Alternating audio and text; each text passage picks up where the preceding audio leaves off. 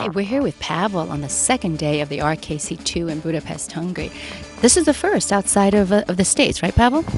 Yes, Comrade Elena, Comrade's first RKC Level 2 outside the United States, thanks to the leadership and the pain spreading of our senior instructor, Peter Lakatos. And how's it going? Is it up to standards what they do in the States? Absolutely, it's a very impressive group. We have a very impressive group from many countries, from Hungary, Italy, Sweden, England, many countries, and these are impressive, strong, well-prepared people. We're with Du Cane, who's the owner of Dragon Door. He's here on the last day of RKC II, Budapest, Hungary. How are you, John? Very good, thanks. This is the very first RKC II outside of the United States, correct? It is, and we're very excited. It's very, very impressive that Peter Lakatos and you have been able to organize this and that we have a very good turnout. We have people from Korea, Italy, Sweden, United Kingdom who've come all this way to do the RKC II. And we're very impressed by the quality of the athletes who've come and who are going through the course. That's right. Now, you were here last weekend for RKC I. Now, how was that? How many times have you been to Hungary now? This is my second time to Hungary, and my third cert. So last weekend was fantastic too. It was we had a large group, lots of great energy, people from all over the world. It was absolutely amazing to see people from all over the world connecting and becoming entrenched into our RKC ways. What are we looking forward to for Europe, for Kettlebell from Dragon Door in the next year, 2 years maybe? We're going to be seeing expansion into other countries. We're looking to expand much more into Italy than we have. We have another Kettlebell RKC happening in Italy next year. With Peter's help, we're looking to expand vigorously into Poland and Germany and various other countries. Sweden is very strong for us also. So we see significant expansion. Peter Lakatos is now our Director of Operations for Europe, and we feel that's going to make an enormous difference to the momentum that we can achieve in Europe. What's the difference, Pavel, between an RKC I and RKC II?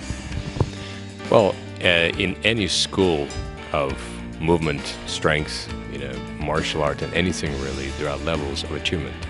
And RKC Level 2 introduces a new set of skills, and it also goes much deeper into the basic set of skills, the fundamental set of skills that RKC is known for.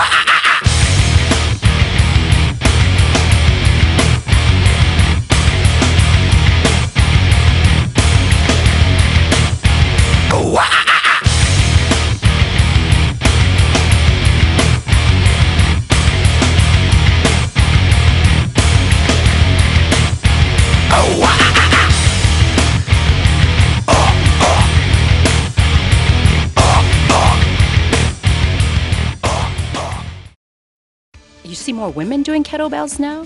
Generally, yes. In our RKC certs in the States, we have, it's getting close to maybe a third. It's really gone up in numbers. Here in Hungary, it's a little bit lower. It's kind of where we were in the States maybe about 3 years ago. But I think it's going to grow. And the more it spreads, the popularity spreads to, I hate to say it, but mainstream, average people. So you get trainers that are dealing with regular populations other than just martial arts or special forces or police. You're going to find it attracting a lot more women. Do you think every RKC I should go up the ladder and go up to the second level? Well, it takes a lot. It's a very challenging course. Not everybody's going to make it to the RKC. Let's face it. Even of the people who come which means they come prepared to RKC level 1. 30% typically fail, sometimes more. And RKC level 2 is just another level up. It takes, even though physically it's not as exhausting as the level 1 course, it's highly demanding strength in flexibility and attention to detail. So I could say yes, everybody should do that, but the reality is they're not going to be able to. Who should be doing RKC 2 then? I think people that really want to go deeper into our School of Strength, those that really have believed in it, have found the results, see the results in their clients and themselves, those people that just want to go deeper into it, they have to, they should. There's no question about it. What are the big differences between like Americans going through RKC 1s and RKC 2 versus now Europe? Well, I think the big challenge for Europe, of course, is language. That level 2 RKC is much more technical, there's more theory, there's much more discussion, presentation. And so part of the challenge of putting on a level 2 RKC is just making sure that people do get the subtleties that are being taught. Fortunately, the attendants are generally very good athletically, and they seem to have a good ability as trainers to pick up the cues. There's enough people who speak English who are able to translate, so we've been impressed by the extent to which the Europeans have been able to manage the material despite the challenges for the language. Okay, now at the RKC 1, everybody's always afraid of the snatch test. What is there to be afraid of in RKC 2? There's a lot to be afraid of. Well, first there is the strength test. The men are supposed to be able to strictly military press a kettlebell that's half their body weight. And strict, no using your legs, no leaning back, no to the side, and that pre-screens a considerable number of people, even though at RKC 1 we give a very clear set of instructions how to work up to this level. But you have to stick to it, you have to follow it.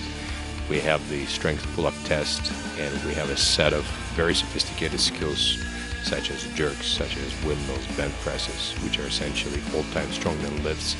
And these lifts require a very unique blend of strength and flexibility. That's definitely not for everyone. Will we see more RKC 2 certifications in Europe? By all means, but understand it's not going to happen very often. Think about it this way, RKC it's an elite group, so can't have too many people who are elite. And RKC 2, it's elite within elite, can't have many of those either. Thanks, Pavel. Thank you, comrades, power to you, and perhaps I'll see you at the RKC. So world domination has begun? That's a secret. That was John Du Cane.